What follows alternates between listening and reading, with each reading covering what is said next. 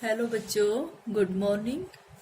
बच्चों, हमने 11वें पाठ्यक्रम में जो कल टॉपिक पढ़ा था वो विद्यालय के बारे में पढ़ा था। विद्यालय ज्ञान स्रोत कैसे माना गया, या फिर उसमें हमने टॉपिक पढ़ा था कि विद्यालय के महत्व।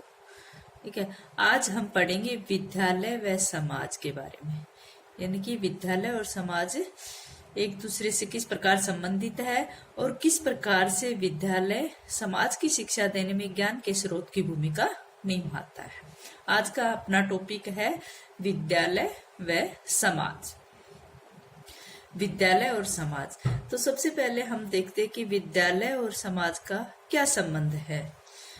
हम सभी जानते हैं कि विद्यालय और समाज का घनिष्ठ संबंध है, क्योंकि एक में बच्चे का लालन पालन होता है तो दूसरे में बच्चे को उस जीवन का के बारे में शिक्षा प्राप्त होती है, यानी कि उस जीवन यापन करने के लिए जो ज्ञान उसे चाहिए वो विद्यालय से मिलता है, और जो संस्कार और जो परंपराएं जिसमें जीवन यापन करना है वो समाज से संबंधित होती है।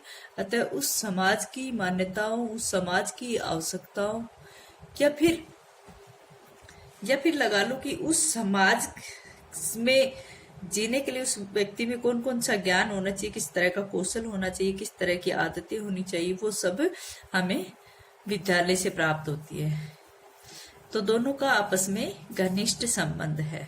ठीक है, देखो यहाँ आज हम संबंध के बारे में पढ़ेंगे, विद्यालय व समाज। विद्यालय व समाज का निकट का पारस्परिक संबंध होता है। ये दोनों एक दूसरे को उल्लेखनीय रूप से प्रभावित करती हैं। वास्तव में देखा जाए तो विद्यालय की स्थापना समाज में की जाती है, जिससे कि विद्यालय भी समाज की संस्कृति का हस्तांतरण करते हैं।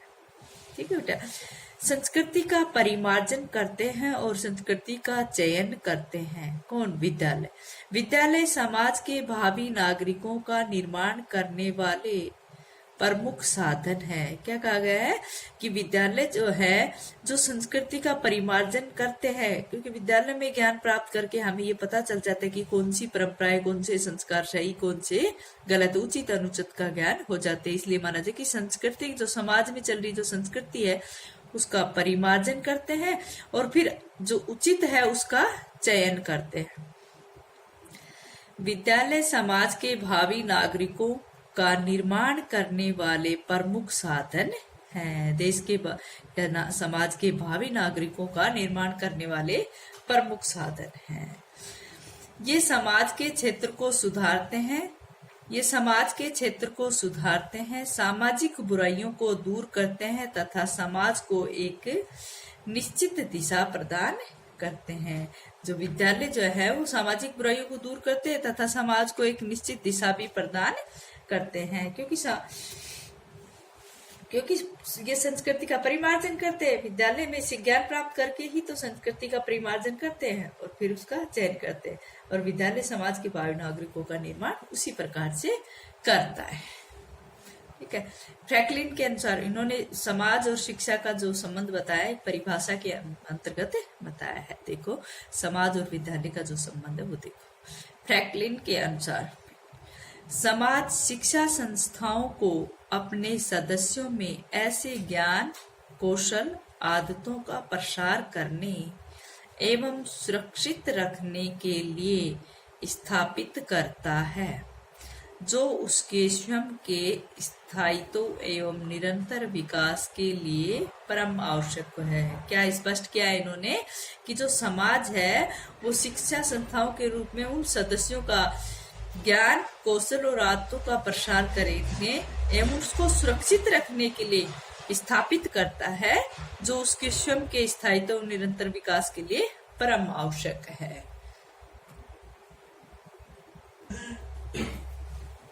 अब हम पढ़ेंगे समाज के विद्यालयों पर प्रभाव, यानी कि समाज के विद्यालय पर क्या प्रभाव पड़ते हैं। भाई दोनों का संबंध जानने के लिए तो ये तो होगा कि एक दूसरे को प्रभावित कैसे करते हैं ये दोनों। तो समाज के विद्यालय पर प्रभाव या विद्यालयों पर प्रभाव, क्या प्रभाव गिरता है, यानी कि यहाँ पर समाज के प्रभाव पड़ेंगे। जो विद्यालय पर पढ़ता है। सबसे पहले यहाँ पर है समाज में आदर्शों, मान्यताओं और आवश्यकताओं का प्रभाव। समाज में आदर्शों, मान्यताओं और आवश्यकताओं का प्रभाव। यहाँ पर समाज में मतलब कि समाज में जो आदर्श, मान्यता और आवश्यकता है उनका विद्यालयों पर क्या प्रभाव ये पढ़ रहे हैं।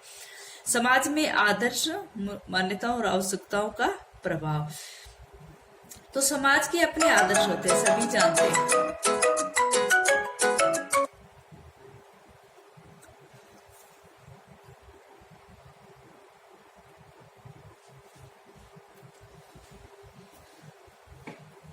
आप सभी जानते हो कि समाज के अपने आदर्श होते हैं, अपनी मान्यताएं होती है, उसकी अपनी आवश्यकताएं होती हैं। तो उन सब की पूर्ति वो स्वयं नहीं कर सकता, उसके लिए वो विद्यालयों की स्थापना करता है। अपनी आदर्शों, अपनी मान्यता, अपनी आवश्यकताओं की पूर्ति के लिए प्रत्येक समाज वहां पर विद्यालयों की स्थापना करता है, ताकि वो वहां के नागरिकों को शिक्षित कर सके, वहां के जो जीवन मूल्य है या आदर्श है या फिर जो दर्शन है उसकी शिक्षा वो विद्यालय से ले। तो इस प्रकार से प्रत्येक समाज के आदर्श, मान्यता, मूल्य और आवश्यकताओं को देखकर उन विद्यालयों की स्थापना की जाती है और उन विद्यालयों में उसी प्रकार की शिक्षा दर्शन हो, उसी प्रकार की पाठ्यक्रम हो, उसी प्रकार की शिक्षण विधियां हो, उसी प्रकार के शिक्षा के उद्देश्य सब उस विद्यालयों में होते हैं। इस प्रकार से ये सब प्रभाव जो है समाज के विद्यालय के ऊपर पड़ते हैं। भाई जैसे समाज के आदर्श, मान्यताएं हैं उस प्रकार का पाठ्यक्रम हो, उनको उसी तरह पढ़ाने की शिक्षण विधियां हो, उसी प्रकार का शिक्षा के उद्देश्य होने चाहिए। जब भी कभी समाज की आवश्यकताएं बदलती है तो ये आदर्श और मान्यताएं भी चेंज हो जाती है, उसके अनुसार शिक्षा में भी परिवर्तन हो जाता है। नेक्स्ट है समाज की आर्थिक दशाओं का प्रभाव। समाज की आर्थिक दशाओं का प्रभाव, जो समाज की आर्थिक दशाओं का प्रभाव भी विद्यालयों पर यानी कि शिक्षा के ऊपर पड़ता है। ये प्रभाव विद्यालयों के जो भवन है या फिर विद्यालयों का जो वेतनमान है या फिर पाठ्यक्रम पर हम देख सकते हैं। यानी कि समाज की आर्थिक दशाओं का प्रभाव जो है विद्यालय भवन पर, विद्यालय के वेतनमानों पर या पाठ्यक्रम पर हम आराम से देख सकते हैं। हम सभी जानते हैं कि जो समाज की आर्थिक व्यवस्था होगी, शिक्षा की व्यवस्था भी उसी प्रकार से होगी।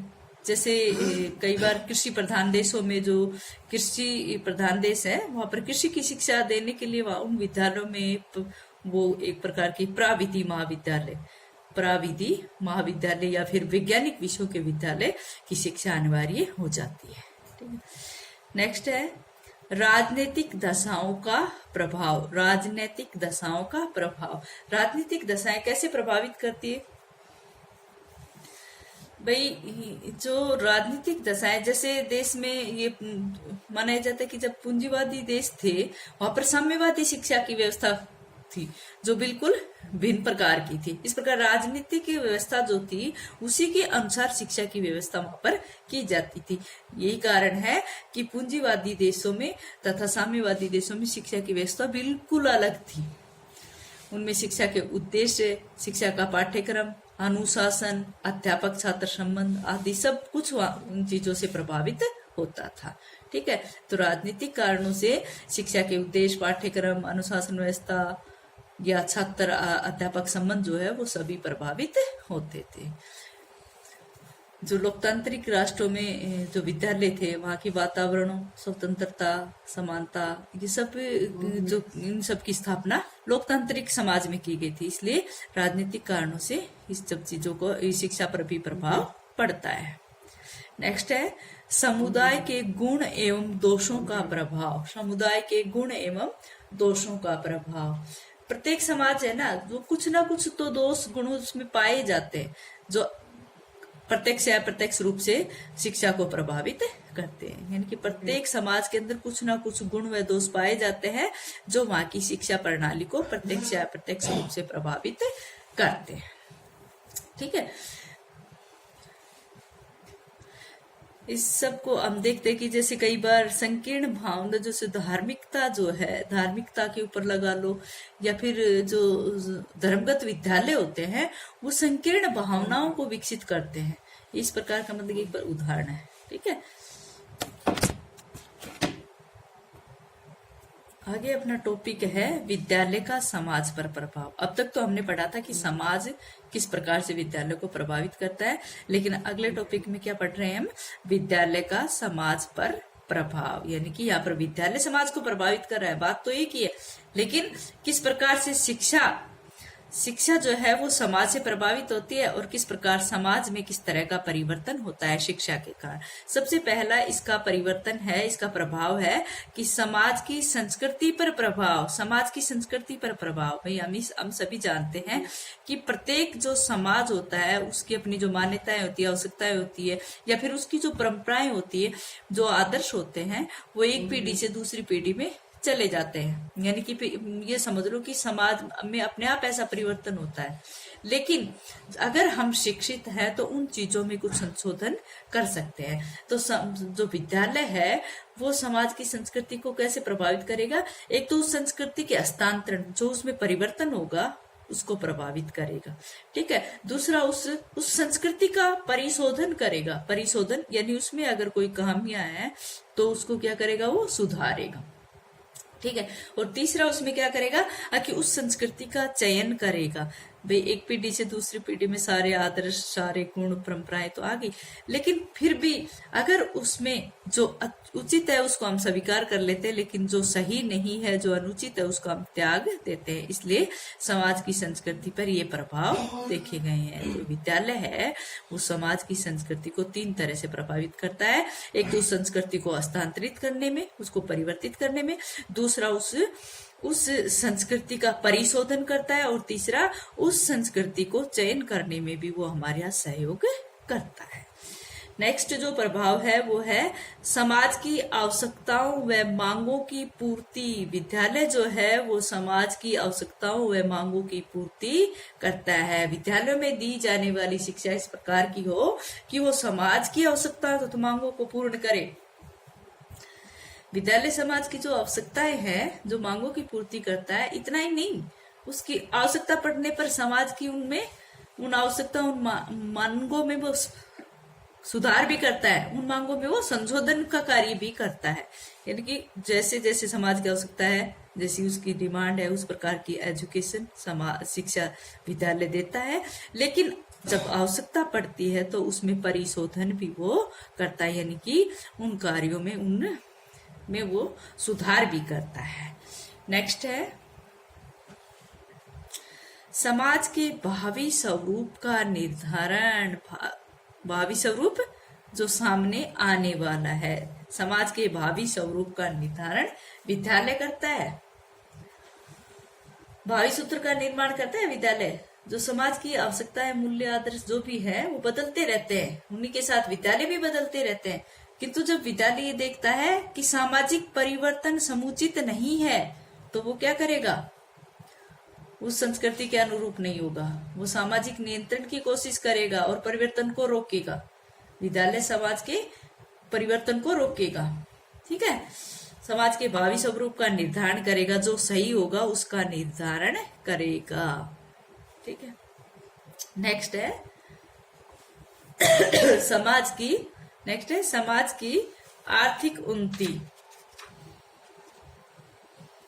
समाज की विद्यालय जो है वो समाज की आर्थिक उन्नति को प्रभावित करता है। किस प्रकार से विद्यालय जो है वो जैसे समाज की व्यवसायिक या आर्थिक उन्नति को किस प्रकार से प्रभावित करता है, वो जो छात्रों को शिक्षा देता है, उत्पादनशीलता बढ़ाने के लिए शिक्षा देता है, नए नए उत्पादन करने के लिए शिक्षा देता है, नागरिकों को अच्छा उपभोक्ता बनाता है, व्यक्ति और समाज की आर्थिक उन्नति के लिए कई रास्ते खोलता है विद्यालय, ठीक है। और इसी प्रणाली की आर्थिक स्थिति को सुधारने के लिए आता है अपने यहाँ पर जो बेसिक शिक्षा किसकी थी, महात्मा गांधी की। और समाज की आर्थिक स्थिति को सुधारने के लिए महात्मा गांधी ने बेसिक शिक्षा पर बल दिया था, जो बुनियादी शिल्प पर आधारित थी।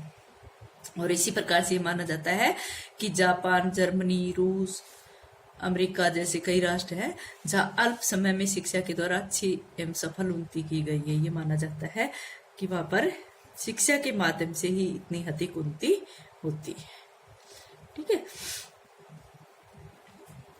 आज इतना ही, आगे कल करो।